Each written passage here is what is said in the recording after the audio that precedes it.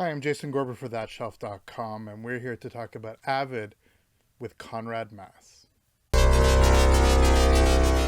Big shelf. So, for those of you not familiar, Avid is a high end audio company based in Britain, and I had the absolute pleasure and honor to speak with Conrad Mass, the founder, the boss, the CEO of Avid. They're kind of a unique company. They've developed a series of unique products, and it all started with a turntable. From there, they've gone on, as Conrad will explain in our conversation, to a number of other devices, but it really comes from a top down philosophy whereby they create things that sound great, and from there they find ways of making it work within the marketplace, going sort of from the highest of high ends, and sort of having the technology trickle down, which, as he mentions, actually is quite a different design philosophy from a number of other companies. I'm somebody who purchases his some of his wonderful devices. I'm somebody obviously who has a critical ear for such things, and want to spend my money wisely. And I found myself really intrigued by a number of his technological solutions. And I know he's been at this game for many, many decades. And so I wanted to get his view not only about what the company that he built, the people that he surrounds himself with, but sort of navigating some of the challenges. Between so many different places that people can come from when it comes to this crazy hobby of ours, of just simply wanting to get the best sound, the best bang for the buck, and making sure that sound above all is critical to our experience. So please enjoy my conversation with Conrad Mass. Conrad, could you describe what it is that you do at Avid? Well, I'm the, like they say, founder and CEO of Avid. And now I have a team around me that basically do the day-to-day manufacturing and running. And as well as diving into that, I also look at new product development. And that's my main thing now, really, new product development and pushing those things forward. And of course, we do a wide range of things now, everything from record players all the way through to loudspeakers. So we're currently developing electronics, tone arms, and loudspeakers, the three things on my desk. Perfect. I want to talk about your own journey. What was the first thing you ever heard that you would describe as high fidelity? As high fidelity, wow. I honestly don't remember that. My journey started with music when I was a kid, going to bed when my parents told me to go to bed, and with a small little transistor radio under the pillow with an earbud, so that my parents thought I was asleep when they'd poke their head in, but really I was listening to a radio station. And then I went into education, where I didn't do very well at all. That wasn't my main focus. And a friend of mine introduced me to a record player that he had made, and said it was absolutely amazing, fantastic. It was actually built from a kit turntable that you could buy at the time. And basically, I was 16 at the time. He told me about it. I said, well, actually, I didn't think it was that good. And he said, did you want to buy it? And I said, yeah, sure. So I bought it. And it basically led to a sad 20 years of me having a parallel life of learning what there was, everything to know about turntables, but then developing our own unique designs, which culminated in the Acutus being born, which was our first product, and really then everything else went from there. There are systems that I've heard in the past, which I, to this day, always stick in your mind. It's a bit like when you're taken out on an amazing car ride in a sports car that you still remember forever. I remember listening to Magnapan Timpani loudspeakers, with a Goldman reference turntable and some audio research electronics, which were unbelievable. I've listened to Apogee Scintillas with some very good equipment, and again they were amazing. And to the other end of the extreme, Infinity IRS, massive big 4-column things. So you know, those are sort of things that stick in your mind that you just don't forget. But probably when you go back and listen to them now, you'd probably think, perhaps they weren't quite so good as I thought. But they're happy memories anyway.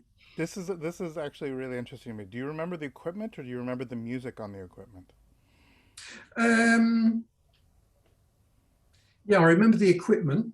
I can probably recall the sort of music I was listening to.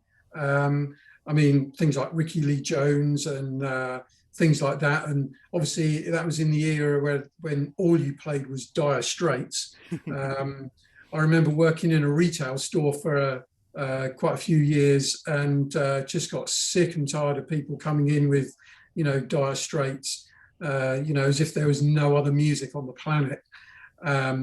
But we would also play music to push the limits of the equipment as well. So, you know, we would really put some heavy rock music on, or some really delicate music to see how it performed at either end of the spectrum and things like that. So when you were developing your turntable, let's talk about that. And you know, it took you years, decades, but let's talk Yeah. about that journey, because obviously, if I understand correctly, you do not have an overtly engineering background, Good. but you clearly are tenacious. Yeah. It must have been a little bit of hubris, a little bit of ambition, and a lot of commitment, and simply sticking with it. If you could talk about that journey of just deciding that you would be the one to make the ultimate turntable. Yeah, well, really, I mean, when it started, there was no ambition of, you know, going into the business. There was no ambition of creating a product other than for myself. And I think the main difference really is that when you're designing and developing something for yourself, there's no commercial angle to it.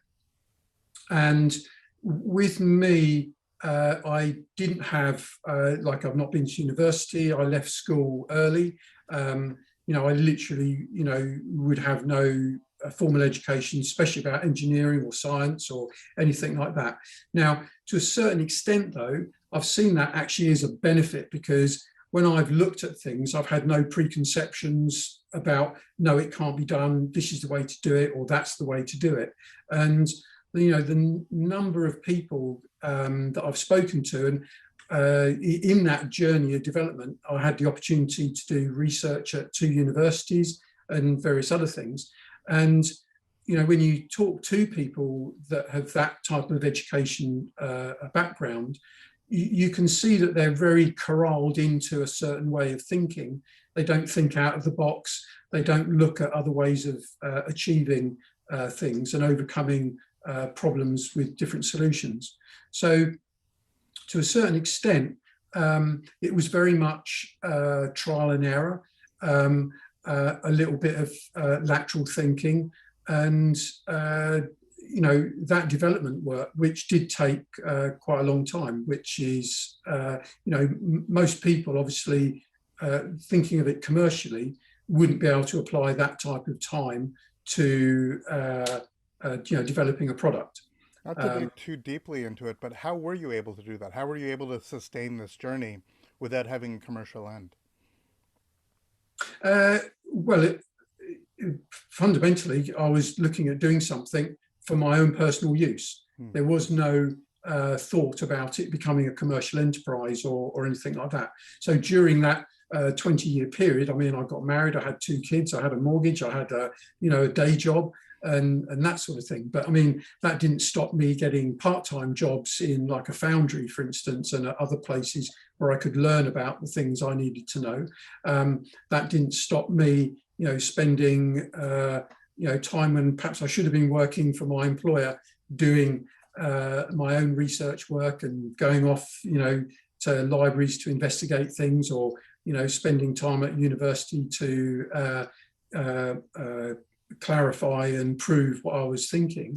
But it was literally only probably about 2 or 3 years prior to Avid launching the first product that someone actually said, well, actually, that's not bad. You might want to think about that as a commercial enterprise. And even at that stage, it's nowhere near what it was when it was released as a product. So yeah, I mean, and I think that's been the driving force, and it is the driving force now. Avid, as a coin of phrase, is very much my toy set. It's very much a hobby. I realise that we have to make a profit to pay the staff that we have now, but it's still very much a journey still, and very much, I'm excited about developing products. But when I develop a product, I'm really not looking at the commercial angle. I'm really pushing the limits of what we can do and achieve, and then we price it accordingly, and hope that it finds acceptance with buyers. If anything's to go by, we seem to be getting more and more buyers. So we're obviously doing something right, possibly inadvertently, without really thinking about it. Let's talk about the Cuties, because that's sort of where it all started. Yep. From my relatively limited, other than being a listener for many decades, there's two fundamental ways of dealing with turntable construction. You can either do a solid mass construction, something that's heavy, that sort of absorbs the resonance, or you have something that's bouncy, something that that essentially, if there's any outside vibrations, the bounciness is going to be absorbed for some sort of spring mechanism. Is it fair to say, as simplistic as it is, that your revelation was, why not do both? Well, there isn't both there. I think of like the solid mass there that's suspended, so I think of like this heavy chunk that's then suspended by the thing. Is that a misunderstanding of the physics at play here? Yeah, I think so. I mean, for a start, with a turntable, it's a multitude of things that go into making a record player work. And what you're describing there fundamentally is the suspension system, or not. And that would be fair to say that there's basically two camps of turntable design, one that offers some degree of isolation and one that doesn't. The one that doesn't basically is on the premise that it's a solid mass, and everything moves in this planet. There's a phrase that I used years ago: just think of everything as being jelly. So literally everything is moving. It might look as though it's not moving, but everything is moving, vibrating, and is moving. And the cartridge is probably one of the most sensitive things to actually detect that level of vibration. Now, the concept of a turntable with no isolation is that, well, if the arm is rigidly coupled to the turntable and that moves, then the arm moves, and then obviously the cartridge moves. Well, the problem being there is that the cartridge is actually compliant, and it does not move when things are moving around it, and that's why it actually picks up a signal and you hear what it is. Now, that might not be that the cartridge is jumping out the groove, and it might be that it's not, skipping and what have you. But fundamentally, it's basically going to be distorting the signal. So you're going to get a smearing of the music. The information and detail won't be there. Now, the opposite is to have some degree of decoupling. Now, some people just have rubber feet. Some people have magnetic suspension, which again has its limitations, because that really doesn't work like it's portrayed. And the ultimate suspension, as far as I'm concerned, is basically a spring suspension. A spring suspension really works really well because it has a fundamental frequency of which everything above that frequency it isolates, and everything below that frequency it sees as DC. So it goes straight into the turntable. There's nothing you can do about it. Now, As long as you make that frequency as low as possible, and on the acutus, it's like 2.5 hertz, which is half the harmonic of the lowest resonant frequency of the cartridge. So when you bounce the turntable, the cartridge actually just sits there and moves up and down. It doesn't even know it's moving because the isolation frequency is so low. Now, that all sounds really great and what have you. It's basically a seismograph. Okay. Now, a seismograph is designed to detect any movement on planet Earth. Okay. So, and it's basically a big lump of concrete on an air bellow that's usually around 0.5 hertz isolation frequency. And it doesn't matter what happens on planet Earth. You know, if you stick a pin on the top of it and bounce it, it's not going to move because it doesn't know the rest of the world is moving around it. And that is basically our suspension system. Okay, it's at that lower frequency that in your normal house, in normal situations, the cartridge is not going to know that literally anything else is going on in the outside world. Now, where our suspension is unique is that other spring suspensions have usually 3 or 4 springs, and when you bounce the turntable up and down, it usually bounces and then it wobbles and then it bounces and then it wobbles. Now that basically is because the weight, the loading on each spring is different to each other. And that's because there's a tone arm stuck out somewhere, or for whatever reason, the mass is not distributed evenly between all the springs.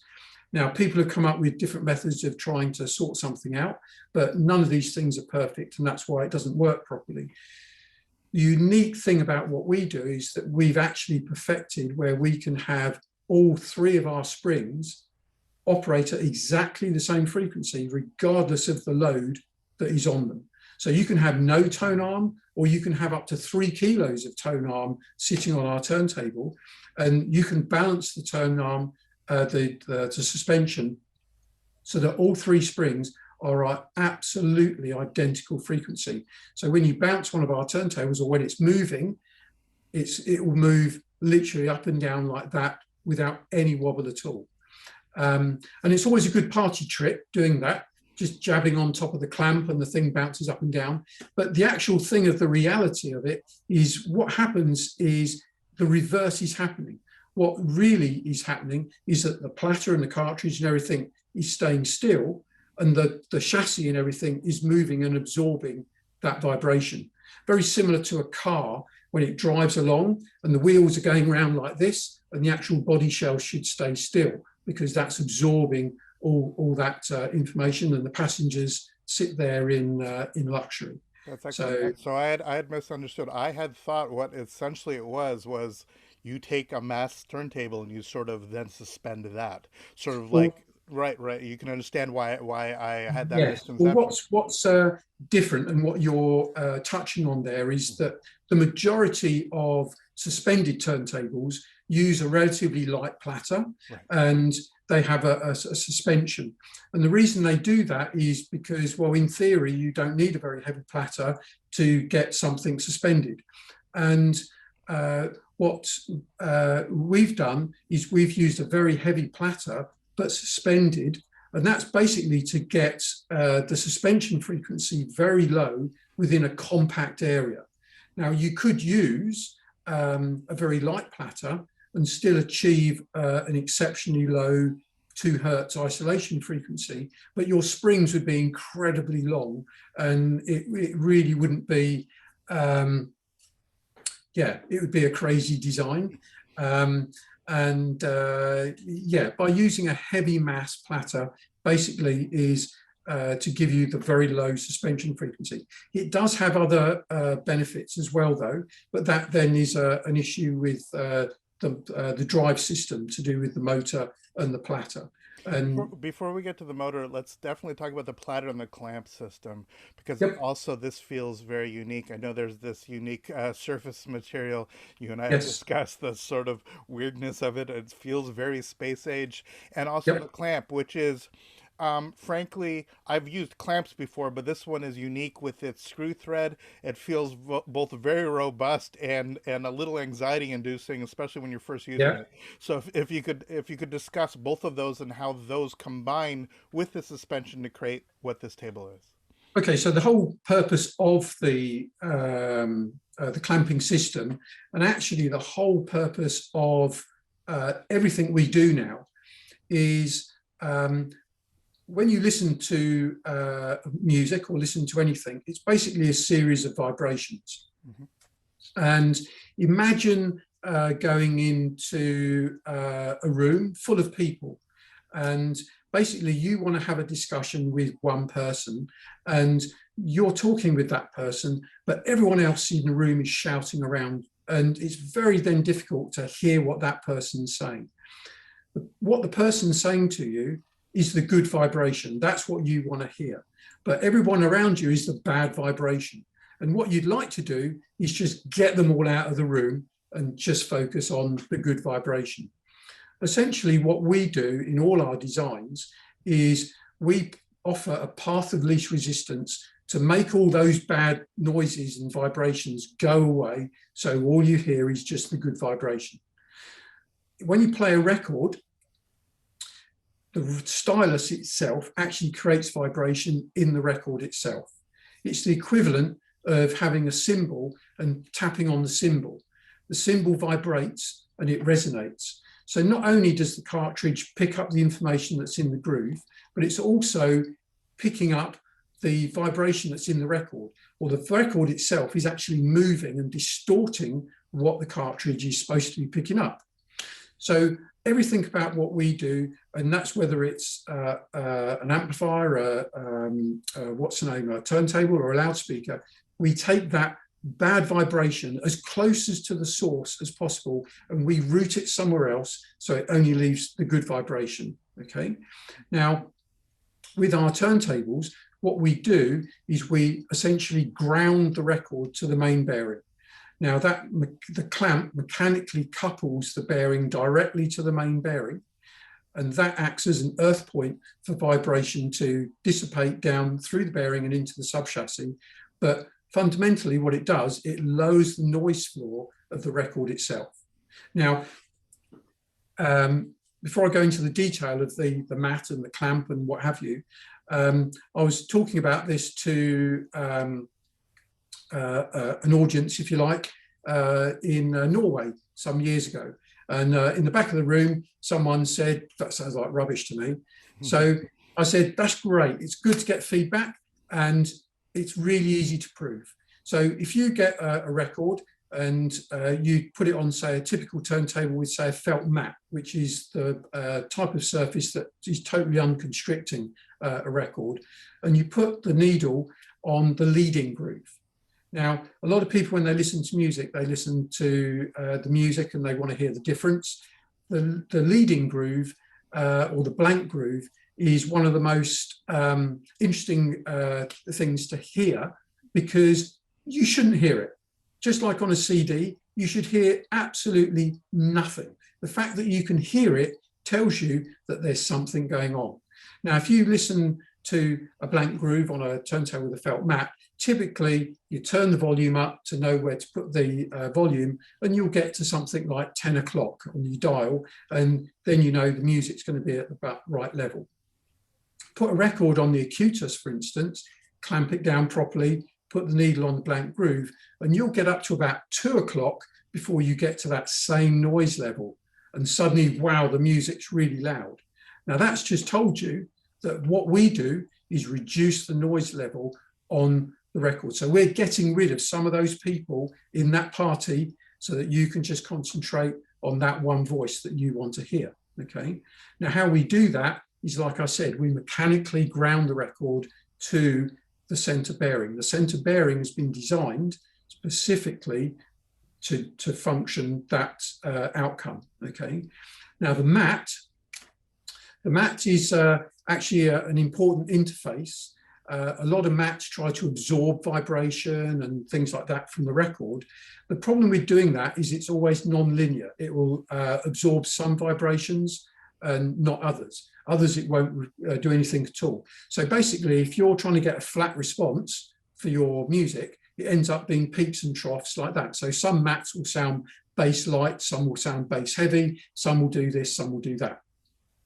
What our mat does is actually manufactured from a special resin compound that we developed. And it's when it thermosets, it's almost like a series of springs. And what it does, it absorbs vibration in the vertical plane and then releases it at a later point after the stylus has passed.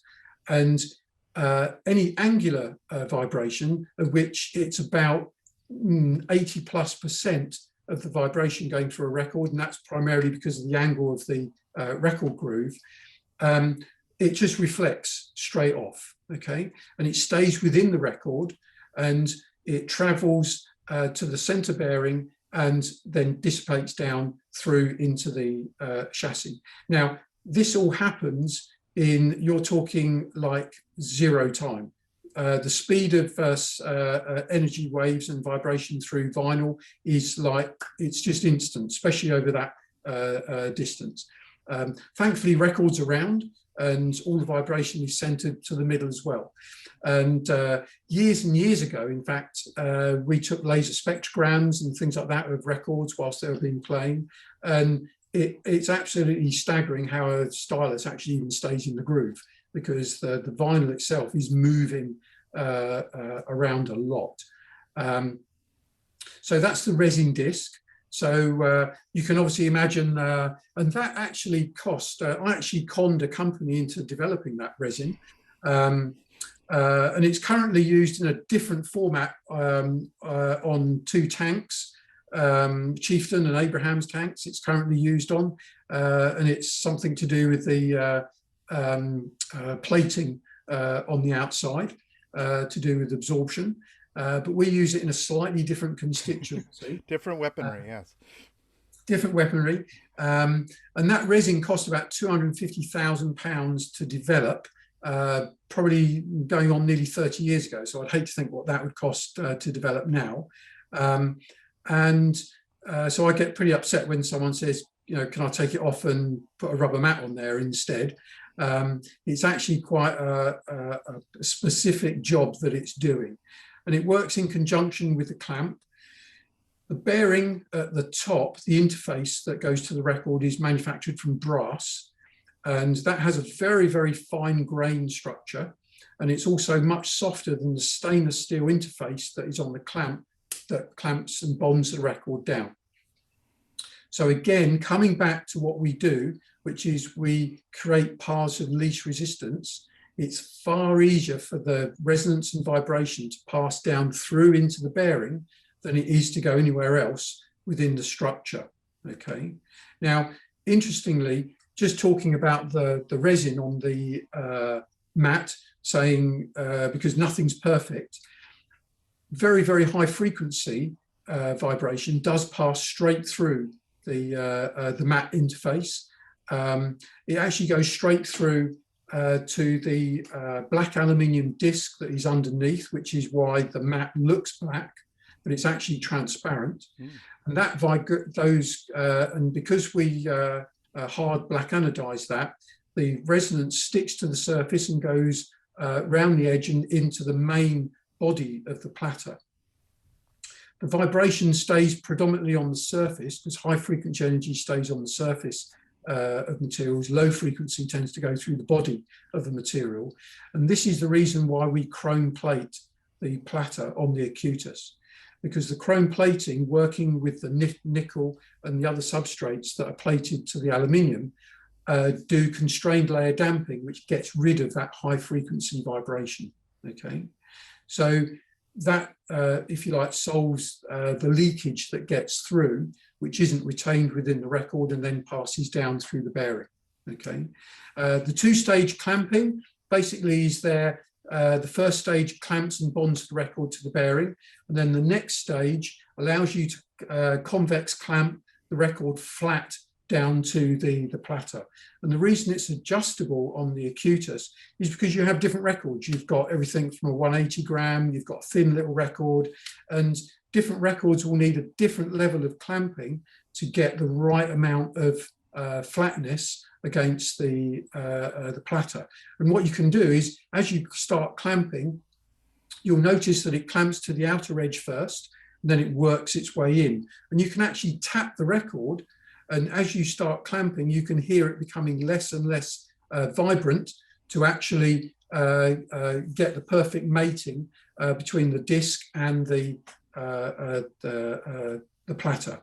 Okay, and that will get you a dead flat surface so that the stylus can trap the record groove properly. Perfect.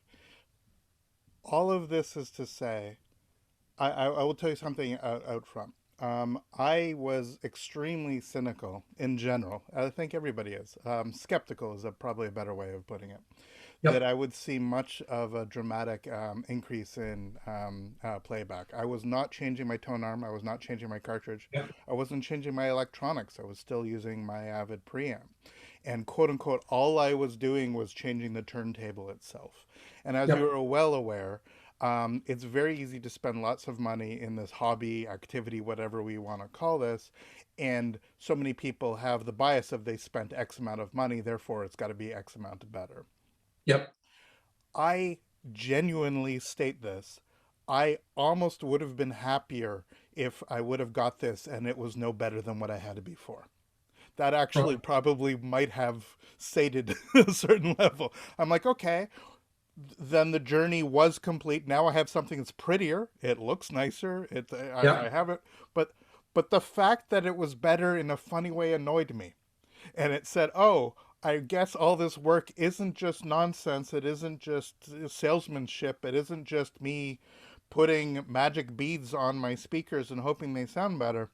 Yep. It's genuinely improved the sound. And what it did, and not to go too on about my own journey, but I thought you'd appreciate, I suddenly had, my sound stage was about 6 inches off. And I could hear that, and it was really irritating me. I'm like, what is going on?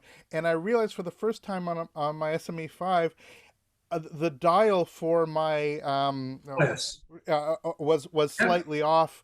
I dialed it in, and suddenly everything was clear, and everything was exactly where it needed to be.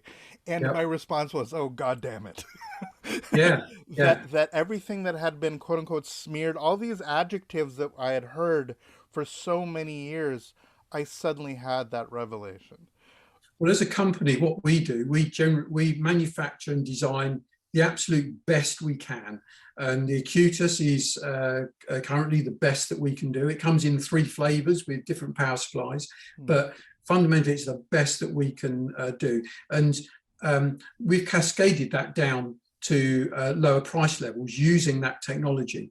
So as opposed to many other companies where they get into the market with a well-priced product, but to get a well-priced product, it usually has lots of shortcomings in its design because you've only got so much money to spend on that product. And then that company is asked, well, you know, could you make something better? And for sure, yeah, we'll make something better. And they basically build on that product with all its shortcomings and try and make something better.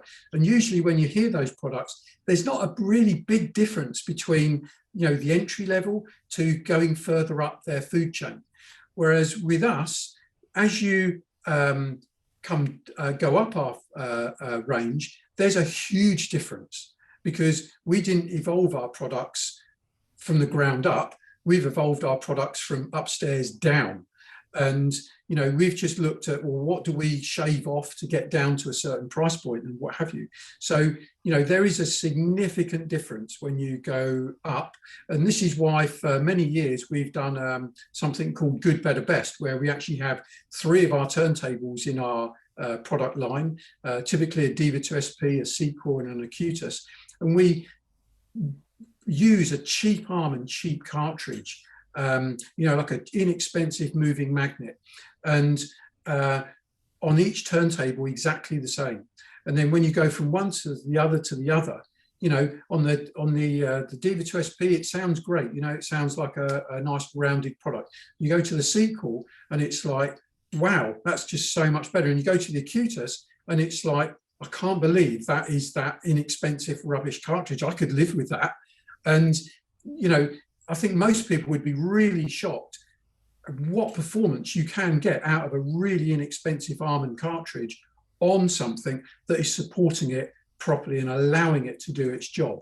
I mean, at the end of the day, I liken, the cartridge to a big chandelier in a house, and the house is basically the tone arm, and the turntable is obviously the footings of the house.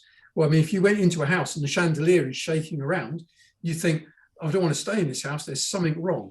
Well, if you get the footings right, the house will be secure and the chandelier will be solid and not moving and allowed to do its job. And that's exactly what our turntable does, predominantly through its suspension, but, obviously the other aspects as well. I absolutely believe in digital music, digital playback, in the convenience of the Spotifys of this world, Yep. the ability to play all music of all time, and that the music is fundamental and the technology is secondary to the music playback. That's Yep. absolutely where I come from. Yeah, Equally, digital is the McDonald's of music. It it should can have been also the be replacement, the cassette tape.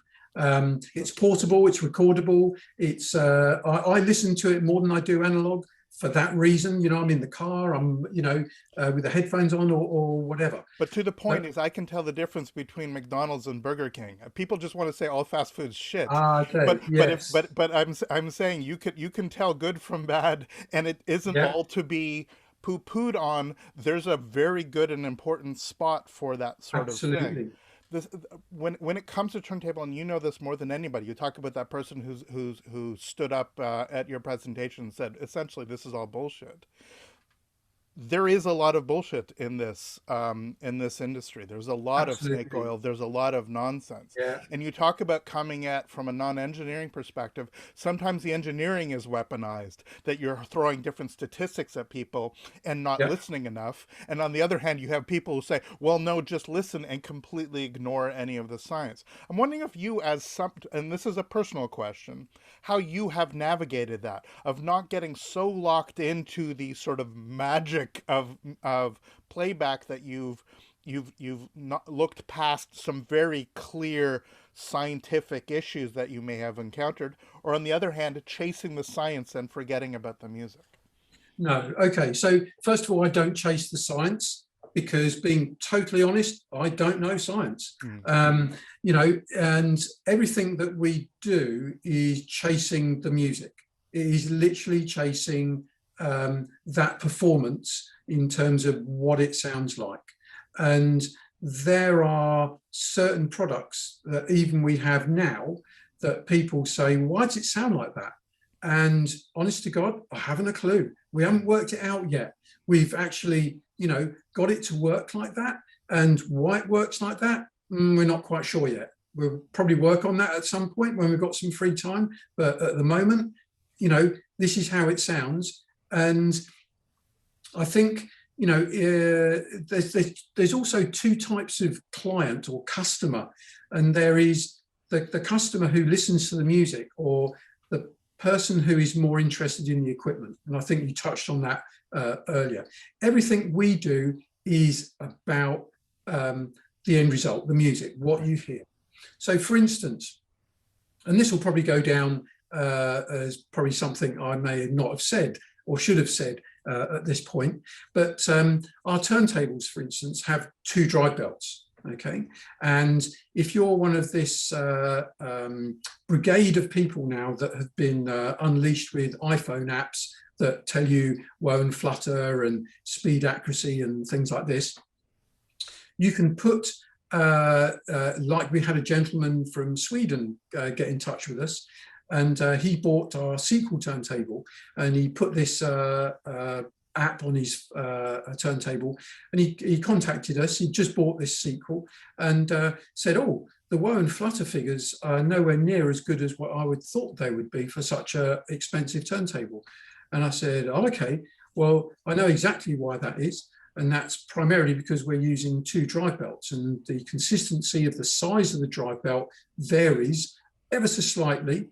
And it gives you a specification that you can record and see.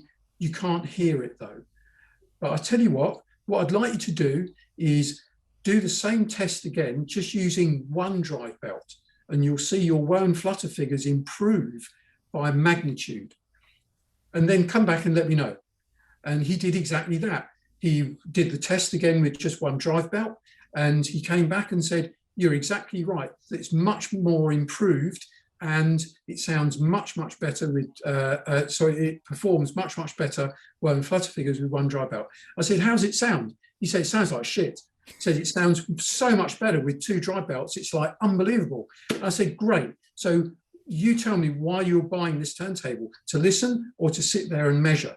And he said, I'm using it with two drive belts. It just sounds phenomenal. And that's what we're all about. Okay. And there are even people within the press that when you send items for review, they'll measure it, and in their mind, this is how it's going to sound. And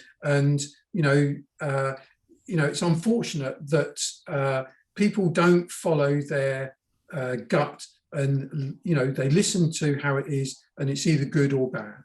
I think there's a very common phrase, isn't there, that if it sounds bad and it measures bad, it's bad. If it sounds good and measures bad, you're taking the wrong measurements. So at the end of the day, we do, and we listen to absolutely everything that we make and design, and it's all about the sound, and we tweak and we change different components, whether it be capacitors, resistors, or we even listen to different transformers from different manufacturers, all sorts of things. We're listening to the differences until we get to where we're happy that is how it should sound. Are there members of the design team that are slightly more, it's a terrible word as a philosophy major, but slightly more objectivist is the jargon. Somebody who is that sort of the core engineering person who's saying, actually, there's probably a better way to do this. You know what I mean? Like that is coming from an engineering tact rather than simply a much more widespread tact. Well, over the years, through experience and things like that, I'm in the company now, which is a group of people. I'm the mechanical guy, so which I've learned through just experience and knowledge and things like that. For our electronics, we have a guy who has worked for us for many, many years now. And how that whole design process works actually is I actually just tell him what I want it to do in terms of the features, if you like, of what the product should do and what have you. And he will design that, the circuitry to make that happen, and then give us an initial component idea of what will go in. And I've got to tell you, 9 times out of 10, when we put it together, it sounds awful.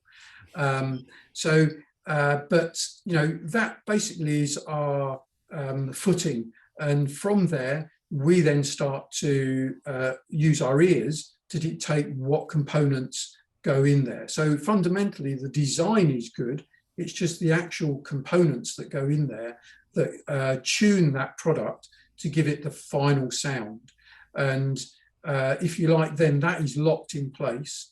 And there might be 3 or 4 of us here that will listen and evaluate that design until we're happy that we're that's how it's going to be. This is the part that is probably the most irritating on a fundamental level. It comes down to record pressings, to electronics. At some point in time, you just want it to sound right. Yep. And we are creatures that have a fundamental belief, I think, that inside, that if we buy this car, it should drive well. If we buy this knife, it should cut. If we buy this turntable, it should play back vinyl. There shouldn't be a sound to it. There shouldn't be something that's affecting it. If I buy an amplifier, it amplifies. That's what it should do. And yet, given the vagaries of analog music reproduction, nothing could be further from the truth. There, on every stage, you guys are able to essentially tune things. Yeah, How does that work? well, how that works is you're basically coming to engineering. Hmm. So, and I think even some of the cleverest people, particularly in engineering that I've met, as soon as they talk about hi-fi, it's almost like something switches off and they become hi-fi la la. Yeah. And it's a whole different world. It's basically engineering. A record player, for instance, is basically a lathe that you cut metal backwards. It's almost as if you've just cut a groove into a piece of aluminium, and now you're just sending that tool back over, and you just want to faithfully follow that exact cut that you've just done.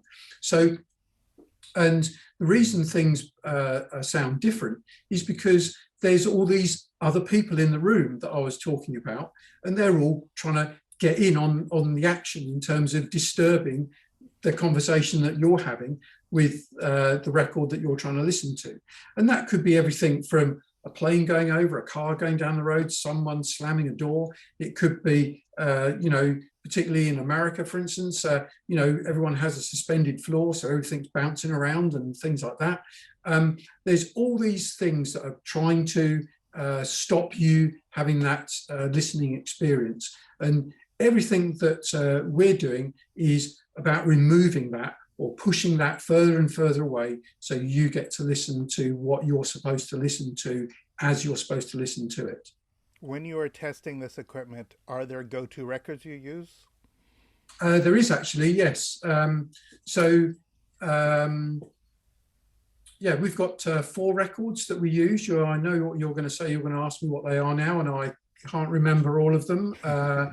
Well, one of them is the Eagles, Hotel California, and it's the Hell Freezes Over album. The original pressing, of which I've got 2, and apparently they're worth a lot of money now, which is an interesting thing of our business. And in there, I listen to Hotel California, and I'm basically just listening for that big drum to come in, and I'm waiting for that thump in the chest. And there's a lot of audio these days that basically don't give you that thump in the chest. They sound okay, they measure okay, but it just doesn't deliver. We have some very fast guitar music that we listen to, which again is another live performance, and we're listening for the speed of everything. There's another album where we have a vocal a singer, where she basically reaches a very, very high note, and there's a lot of equipment that seems to just limit that. So again, we're looking for that is not limited or taken back. And again, there's another album that we listen to that has the music is very complex, and as you go down the levels of equipment, suddenly, well, quite frankly, it becomes unlistenable, because all those people in that room are really getting involved, and it just becomes a mishmash of sound. And when you start to get to a better level of equipment, suddenly you actually hear things that you thought were a distortion of the record or a bad pressing or something like that. And it's actually part of the record. It's actually, you suddenly realize that noise is actually in tune with what I'm hearing. So it's actually there. And I've just remembered that's actually Massive Attack. And the absolute wealth of information that's buried deep within Massive Attack that you just simply don't even hear. And even on digital, where you have less of a vibrational problem, supposedly, you really can hear it much more. And again, this is super interesting because both Hell Freezes Over and the Massive Attack would have been digital recordings, Yeah, no.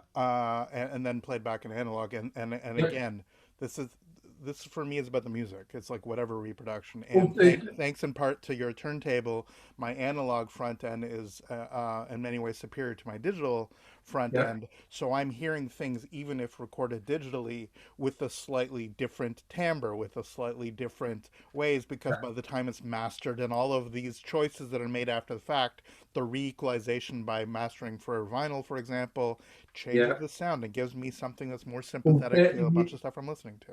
Well, I think you've hit the nail really on the head there, because I mean, I've got access to a recording studio, and my friend there has got a massive listening console, which is digital.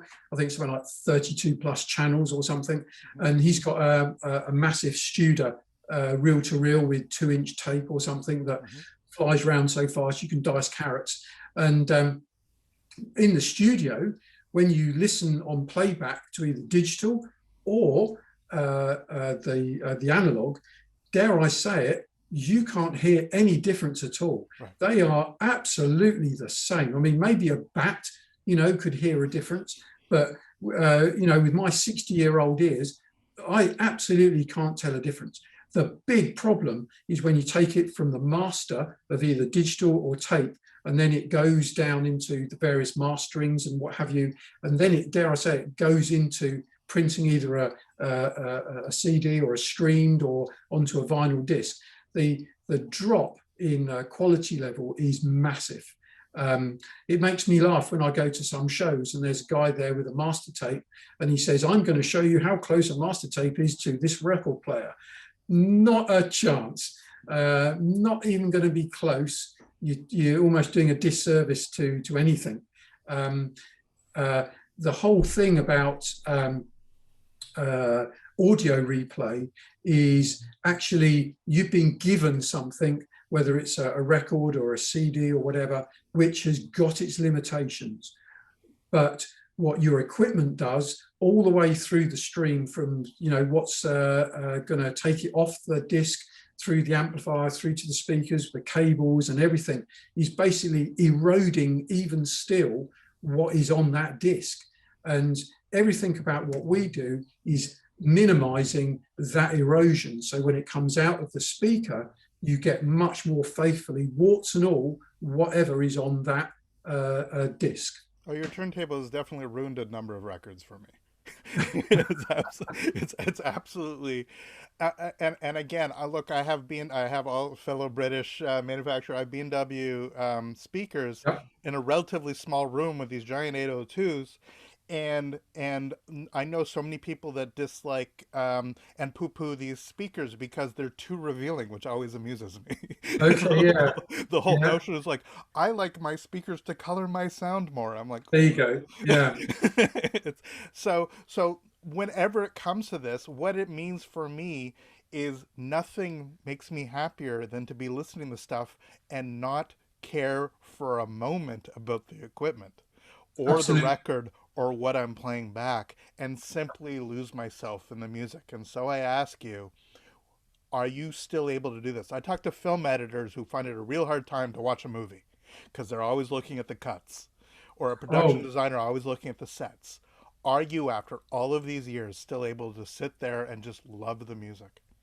oh, absolutely. And one of the really interesting things for me, I mean, it's not been a while because of COVID, but we used to do a lot of events with dealers and things like that. Mm-hmm.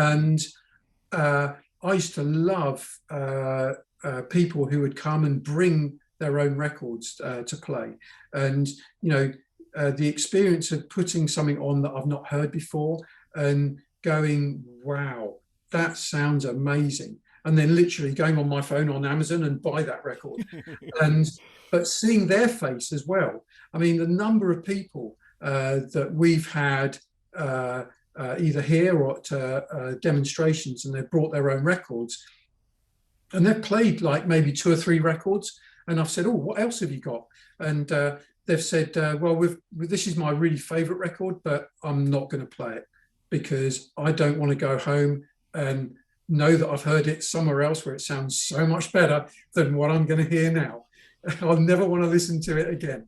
And the Acutus really does that. And we have so many customers who for them, it is absolutely just the pinnacle.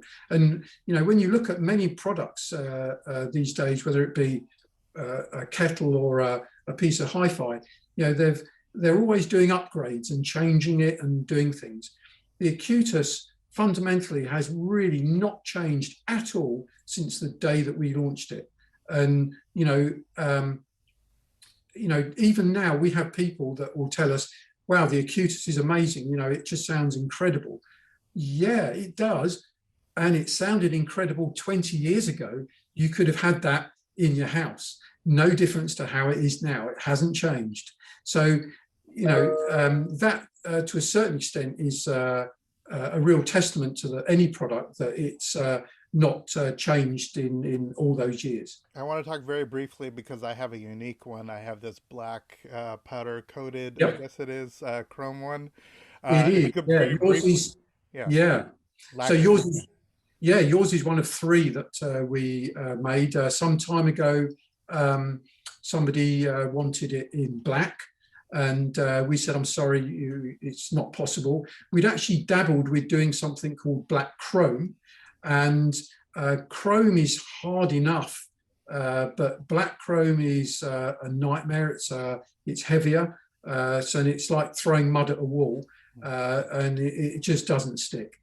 Um, but this client was very insistent, and he said, whatever it takes. So we said, well, the only thing that we could do is make it black by covering it with a deposit of a special black lacquer.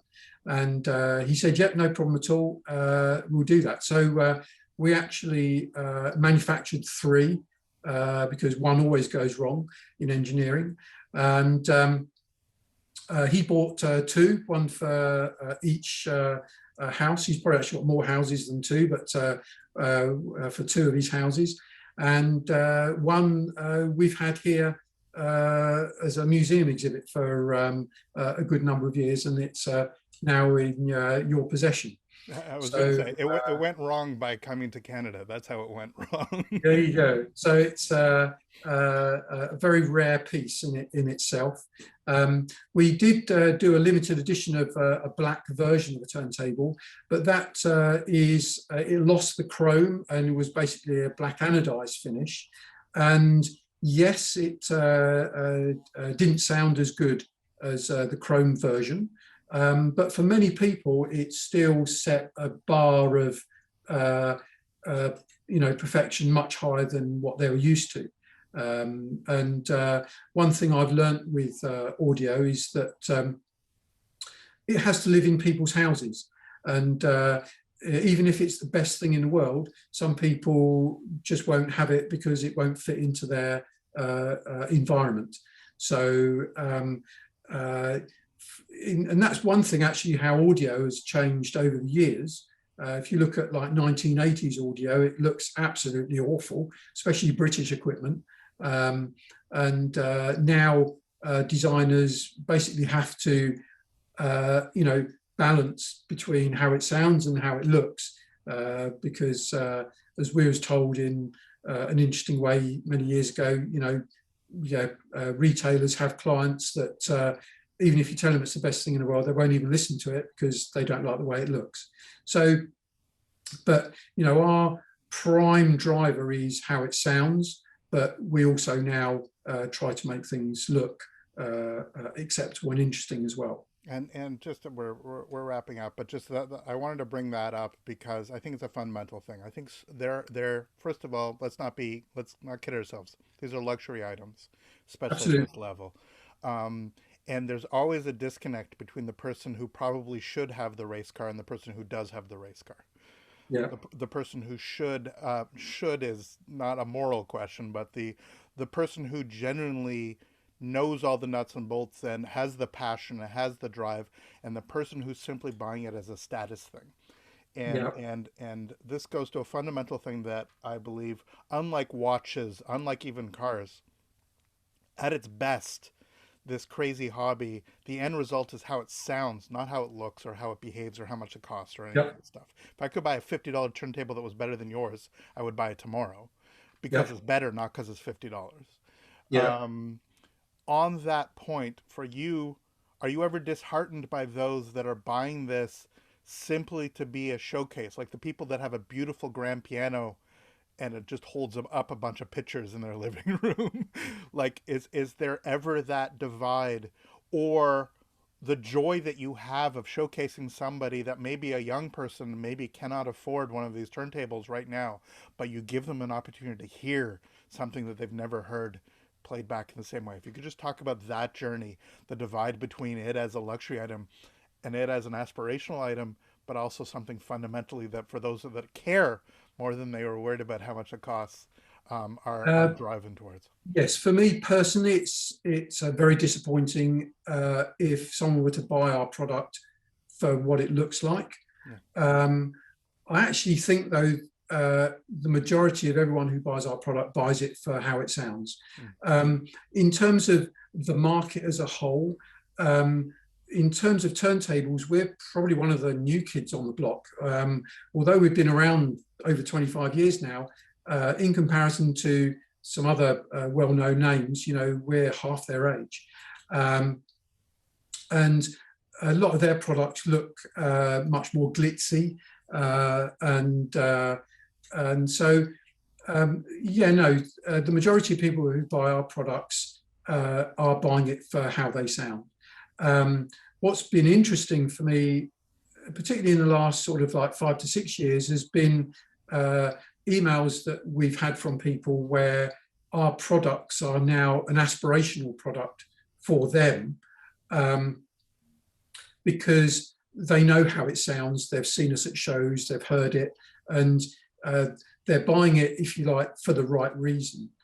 And it's very heartwarming or pleasing, when I do see people, and you'll be surprised when you say they're luxury items, how many people have got our equipment who literally go without other things to have our equipment. I know many of our customers who own the Acutus who aren't wealthy and rich. They have ordinary day jobs and they live in ordinary houses. They certainly don't have flash sports cars or watches or anything. And they don't have two houses with matching black ones in each house. No. That's really the unusual.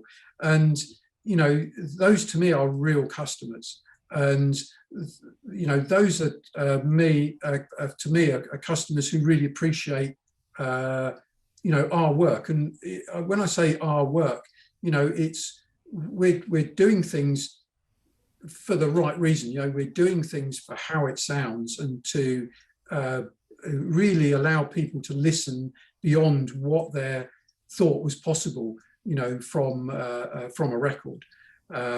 So, and now more so with our electronics and speakers, even whether that's a digital source or not.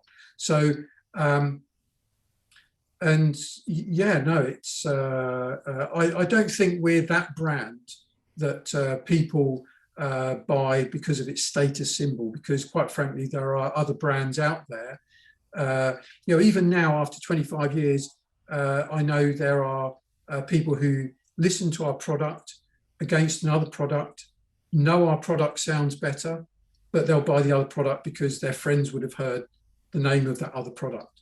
And, fine, I've learned to accept that, and more for you. But that's just the way it is. One of the most interesting thing is there's some well-known pictures of our turntable in the Kremlin in Russia, and President Medvedev at the time, well-known audiophile, replaced his Kuzma XXL turntable for Avid Acutus reference, and he did that through listening to it, and but that's great. But he actually bought one of our original Pulsar phono stages, and he definitely did that because of how it sounded, and that was to replace an existing piece of equipment that he had. So and for someone of that stature with that amount of money and what have you, it's the sound that impressed him, not the glitzy look or the name on the badge or anything like that. So yeah, I'm just not waiting for a service call for the Kremlin though. So you may never see me again. Last question. You have lived through this new explosion of interest in vinyl playback. You've also lived through COVID. You've lived through supply chain drama. You've lived through all Yeah. of this stuff. What do you see the next 5, 10, 20 years of Avid? And do you see any fundamental changes to how you go about doing business? I don't think, in terms of the design process, we will change nothing about what we do, because we're all about the final sound. So that will be our number one goal, and we will, for someone who's unscientific, we'll tinker and do our thing. We've got more equipment now so that tinkering can look a little bit more scientific and a bit more measured. But ultimately, we're just tinkering and finding what works. A lot of the time, stumbling on that and then backward engineering for people to know why it sounds the way it does. But the main goal is how it sounds.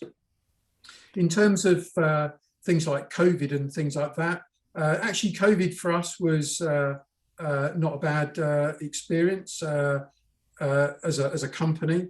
We shut down for 5-6 months, but business remained pretty good as people were trapped in their homes. I lost a stone in weight and became fitter, which was good. We're out of COVID, or trying to come out of COVID now. And it's going to be a good many years, I think, until normality comes around, if it ever does. Supply chains are a big issue now. We've been fairly sheltered from that, but even today, we're finding problems that are coming up. And I think that is going to be a major problem for a lot of companies going through next year. But in terms of being positive about the future, yeah, no, I mean, again, we're manufacturing things that are desirable, that people want, that get enjoyment from, and hopefully that our name will become more synonymous with good quality sound rather than just finding an engineering solution to it makes a sound. I think there's plenty of companies that make hi-fi, but have forgotten that hi-fi stands for high fidelity. And there's a lot of companies that manufacture equipment that, to my mind, when I listen to it, it just makes a sound. It doesn't make the hairs on the back of your neck stand up on end. It doesn't make, when someone's shouting for you to go out or to go for dinner or something, you say, yeah, I just want to try this next record. And, for people to buy an Acutus, for instance, and then suddenly put a record on and it totally sound completely different, and for them to hear something they've literally never heard before, that is why we do what we do. And yeah, so and that won't change. And in terms of how we supply products, ideally that will not change. Our products are to be experienced, and until you have that experience, you don't know. And so for my mind, it's very important that the dealer network remains in place. So online trading and things like that, I think, are not a particularly good thing for our industry. And where people feel they've got a good deal because it's 20% off something. If it wasn't any good at full price, just because it's 20% off, it's still not any good. Okay. And I think the beauty of the dealer network and the distribution network is that you can go and experience our product and hear what it sounds like and listen for yourself, regardless of what any reviews say, what anybody says. You can hear it and you can dictate whether you want to have that product or not. And I think that's very important. On a fundamental basis, it just comes down to that. It comes down to the listening and the experience of listening. And Absolutely. thank you so much for your time. Been a It's pleasure. been a real pleasure and an honor. It is nice to be able to be to have some of this equipment. It's obviously well beyond what would normally be in my setup, but I've absolutely had that experience, that absolute joy for me of not only hearing stuff I've not heard before, but having people come over and experience it for themselves, to have that sort of moment of Yes. revelation. Some record Yeah. you've heard 2,000 times and you put it in and you're hearing something you've never heard before, not simply for the novelty of it, but for feeling that you're getting closer to what was actually captured on that day of recording, or at least that period of recording. So thank you so Absolutely. much for your time. Good luck and happy listening, my friend. Absolutely. All the best. Take care. Cheers.